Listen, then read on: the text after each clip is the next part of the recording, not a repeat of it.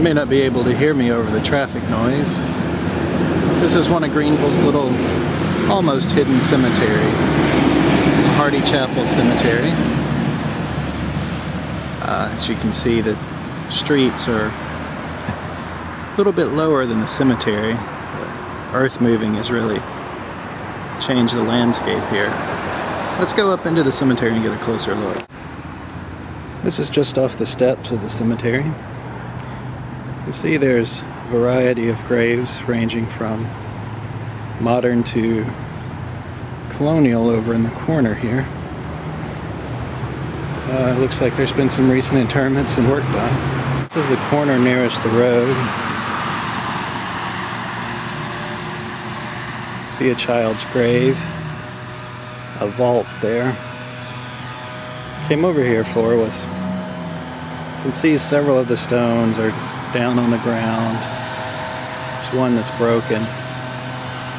You see this a lot, particularly in these smaller family cemeteries. And it's hard to tell if it's storm damage. There's a lot of downed branches from some of the trees on the property, or if it's vandalism. Finally, just to give you an idea of the location, this is East 10th Street.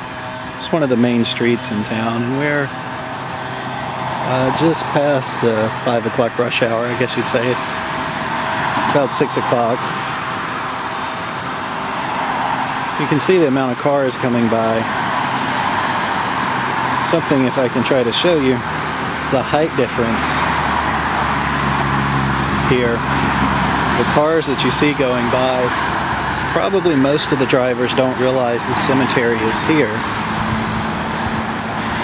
because the difference in the height of the road and the ground level of the cemetery is such that from a car you really can't tell what's up on this hill.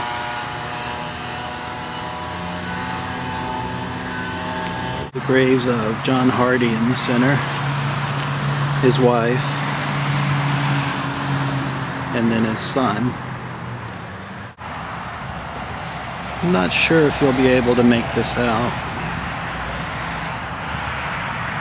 As you can see, it's a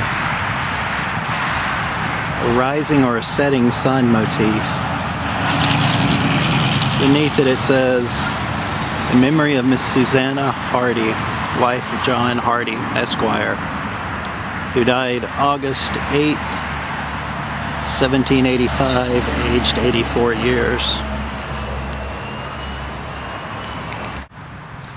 Moving over, we have the grave of John Hardee. You can see the same motif. It's a little clearer here. So zoom back out, you can see the text, the inscription on the gravestone, which says, "In memory of John Hardee, Esquire, who died December 4th, 1784, aged 77 years, 8 months." Alright, finally we're at the grave of Isaac Hardee, who's the son of John Hardee. Now, while his stone is the same material as his parents, you can see it has a different inscription. It has a winged hourglass above a cherub's head. The stones are slate, most likely New England slate.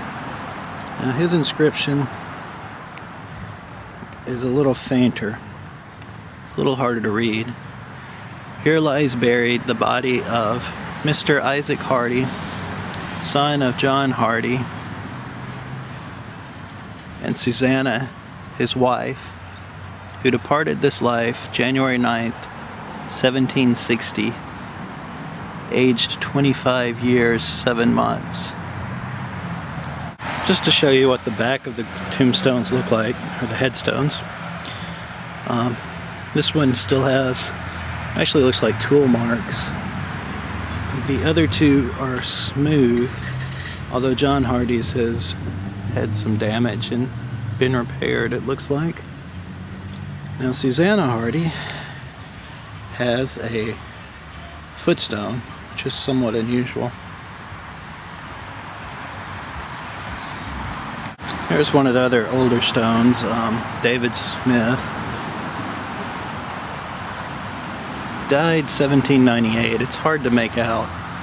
You can see the shape has changed somewhat from the slate stones, and there's no decorative carving on the tympanum at the top.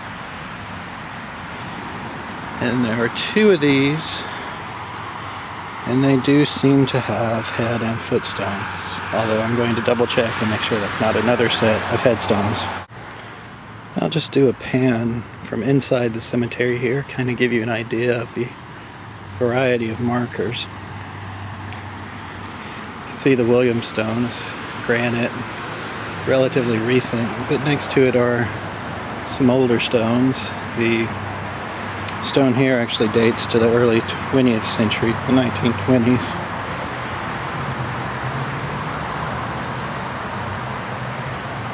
And barely visible here, I'll get a wider shot in a second, is a flat marker. It's actually unusual to see this mixed in with these other stones in this area. Kind of be interested in finding out the history of this individual. As you can see, it's a flat stone, and it's been a little bit of work done to clear off the name. Show you the front of that stone that I said is from the 20th century. As you may be able to see, it's D.H. Allen and Mary P. Allen. The last date of death is 1926, and the inscription is, "They believed in sleep in Jesus." Something else you can see is we're moving into an area of the cemetery that's slightly more modern, or at least has some of the more modern markers in it. I'm gonna walk over that way now. This area has several burials from the Heath family, as you can see on the headstones. I'm gonna go straight ahead and show you some of the stones that are back in that clearing and the other monuments there. Tucked away with the Heaths is Mary Isabella, daughter of Edward and Mary Yellowly,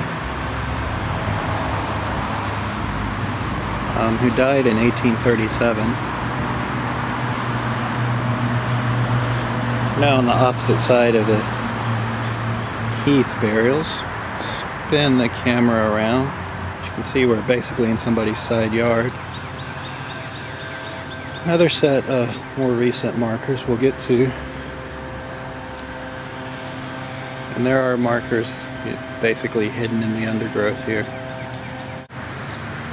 This is the Wooten plot, sometimes pronounced Hooten in this area. The other markers at the end are for these individuals who are interred here. One is a military marker for Allen-C, which has the wooden cross above it, and the plaques at the end say Father and Mother. This is looking back towards the entrance of the cemetery.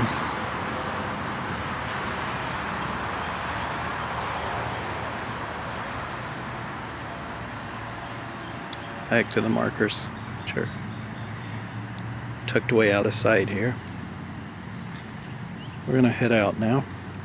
Alright, now we're back at the stairs. The steps down to street level. Do one final pan of the cemetery.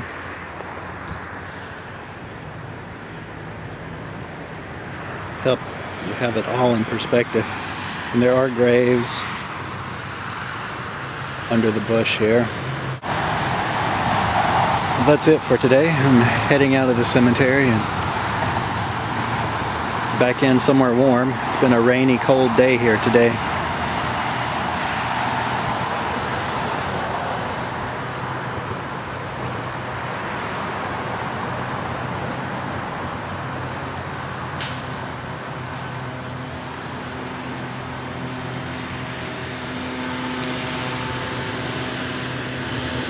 Here's the steps. Yes, they really are that steep.